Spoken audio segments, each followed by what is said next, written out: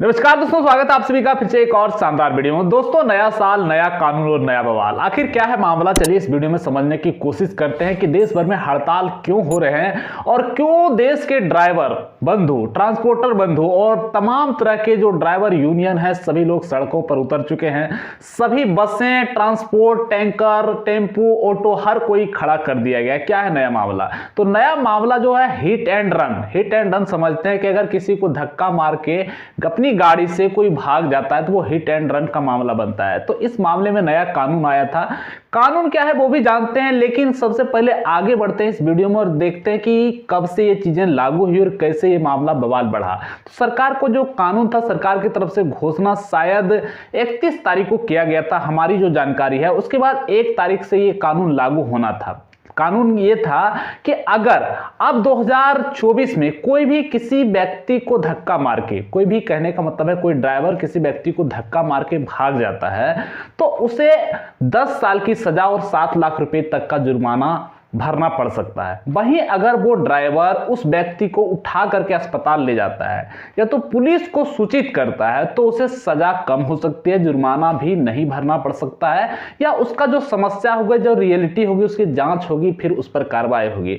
लेकिन सीधा किसी को धक्का मार करके भागता है तो उसे 10 साल की सजा और जुर्माना दोनों हो सकता है और उसका लाइसेंस जो है, ड्राइवरी लाइसेंस, वो भी कैंसिल कर दिया जाएगा। तो हुआ नया कानून के बारे में जानकारी, लेकिन क्या ये कानून पहली बार लागू हुआ? इससे पहले कोई कानून था हिट एंड रन मामले को लेकर के या नहीं, वो भी जानते हैं। तो कानून बिल्कुल था, पहले भी कानून था, उसको भी हम समझाने की कोशिश करते हैं। तो पहले आईपीसी की धारा 279 लापरवाही से वाहन चलाना, 304A लापरवाही के कारण मौत, 338 जान जोखिम में डालना और इसमें 2 साल की सजा थी। और कभी कभी धारा 302 भी लागू किया जाता था। यह था पुराना कानून, यानी कि पिछले कानून के हिसाब से अधिकतम सजा जो है वो 2 साल की होती थी, लेकिन नए कानून के हिसाब से 10 साल की सजा हो सकती है और आपको जुर्माना भी भरना पड़ सकता है।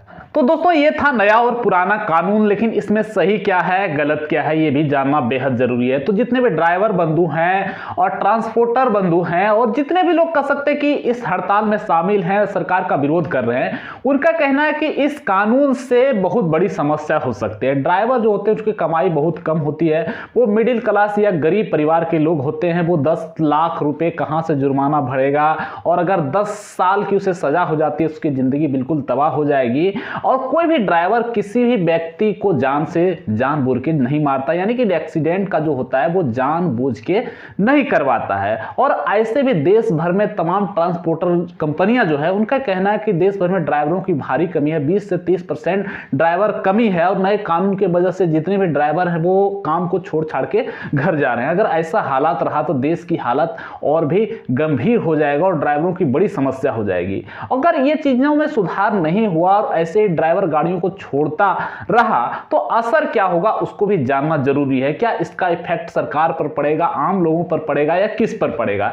तो भैया सीधा सा मतलब है, अभी भी देश भर में बहुत सारे संसाधन जो होते हैं, चाहे वो अनाज हो, लोहे लक्कड़ हो, खनिज संपदा हो, जो भी खाने पीने के हर चीजें खास करके वो ट्रकों के माध्यम से, यानी सड़क माध्यम से ही यहां से वहां जाता है। अगर ड्राइवर इस तरह के हड़ताल को लंबे टाइम तक खींच देता है तो देश भर में खाने से लेकर पेट्रोल, राशन, हर तरह की चीजों की बड़ी समस्या हो सकती है। इसलिए सरकार को इस पर जल्द से जल्द फैसला लेना बेहद ही जरूरी है। लेकिन सबसे बड़ी बात है कि इस तरह के कानून सरकार लेकर के क्यों आई? सरकार को क्या लगता है? तो सरकार इस कानून को लेकर इसलिए आई, सरकार का कहना है कि बहुत सारे ड्राइवर, यानी सारे ड्राइवर तो नहीं कह सकते, लेकिन बहुत ऐसे लोग हैं जो जानबूझकर लापरवाही से गाड़ी चलाते हैं, शराब पी करके गाड़ी चलाते हैं, या तो कह सकते हैं कि जानबूझ करके ट्रक के बहाने किसी को हिट करते हैं, यानी कि उससे जान मार देते हैं अपने पर्सनल दुश्मनी को लेकर, या कुछ और मामला हो, ऐसे मामले में भी किसी को मौत के घाट उतार देते हैं। उसे लगता है कि सजा कम है इसलिए कुछ असर नहीं पड़ेगा। तो सरकार इसलिए कड़े कानून लेकर के आई कि लोग इससे डरेंगे और सड़क एक्सीडेंट के जो मामले हैं वो कम होगा।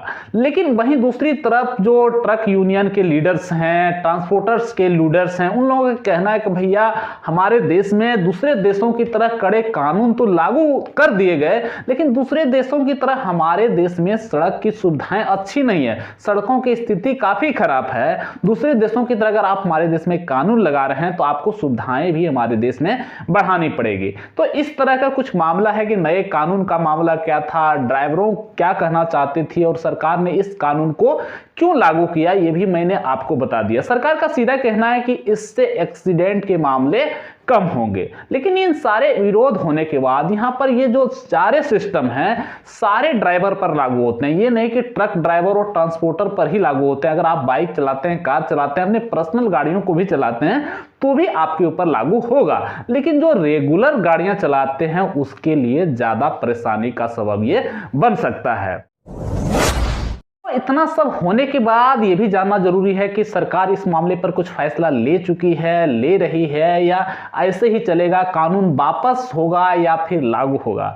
तो दोस्तों फिलहाल अभी इस पर कोई फाइनल डिसीजन नहीं आया है। सरकार की तरफ से एक वीडियो वायरल हो रहा है, सबसे पहले उस वीडियो को आप सुनिए। है कि ये नए कानून एवं प्रावधान अभी लागू नहीं हुए हैं। हम ये भी बताना चाहते हैं कि भारतीय न्याय संहिता की धारा 106(2) को लागू करने से पहले all India motor transport Congress से विचार विमर्श करने के बाद ही निर्णय लिया जाएगा। हम all India motor transport Congress तथा सभी वाहन चालकों से अपील करते हैं कि आप अपने अपने कामों पर वापस लौट आएं।